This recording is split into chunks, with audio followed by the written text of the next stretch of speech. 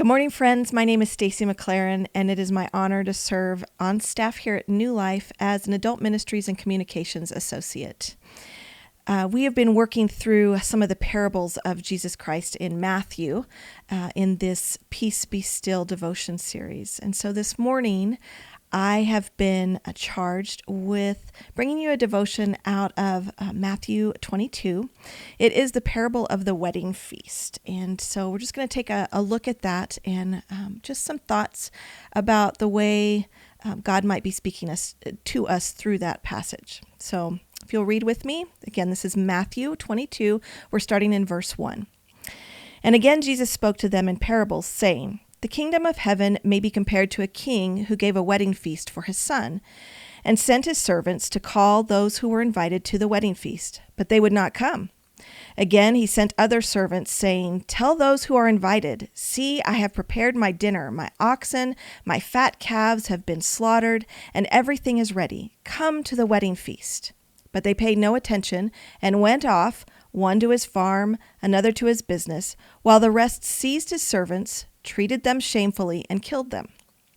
The king was angry, and he sent his troops and destroyed those murderers and burned their cities. And then he said to his servants, 'The wedding feast is ready, but those invited were not worthy. Go therefore to the main roads and invite to the wedding feast as many as you find.' And those servants went out unto the roads and gathered all whom they found, both bad and good.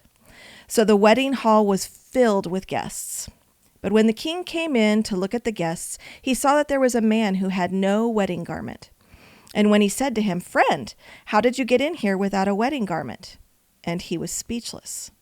Then the king said to the attendants, 'Bind him hand and foot and cast him into the outer darkness. In that place there will be weeping and gnashing of teeth. For many are called, but few are chosen.'" So I think there's a lot in that passage. And the most important is that this is a parable that talks about the king being God. And he has given this invitation to the wedding feast of his son, Jesus Christ, to the bride, the church. And he's calling everybody in to an eternal feast, an eternal wedding banquet with him and his son. And there's this beautiful picture of this wedding garment, these robes that in the day of Christ, when you were invited to a wedding, the king, the royalty, the family throwing the wedding would provide garments, robes, dress for the guests coming in. So you were invited.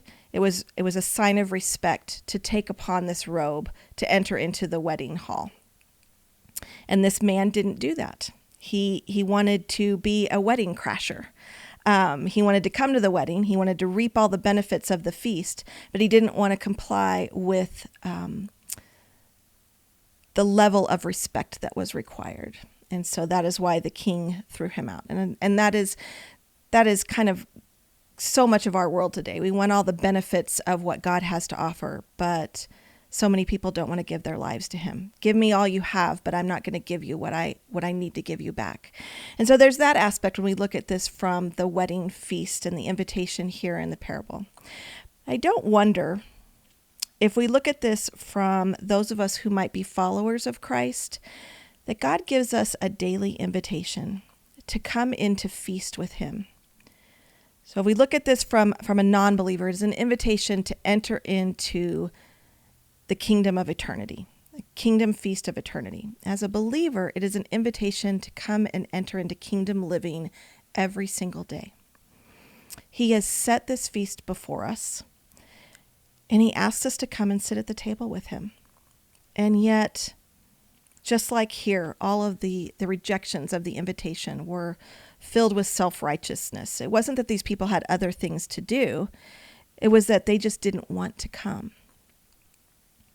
So when we look at our lives as believers, as followers of Christ maybe, how often do we reject his daily invitation to sit at the table and feast with him? Do we put our pride and our issues of control and our self-righteousness before the invitation of God to sit with him? He longs to do that. He has set this beautiful I can just, in my head, I picture this long table in a royal palace, just filled to the brim with all sorts of food and goodness and grace and mercy just piled up. And he wants to sit there with us. He wants to hold our hand as we enjoy this meal together. He wants to talk to us. He wants to hear what we have to say, and he wants to talk to us. He wants us to hear what he has to say. And yet we put all of these other priorities before him, and we say no to his invitation.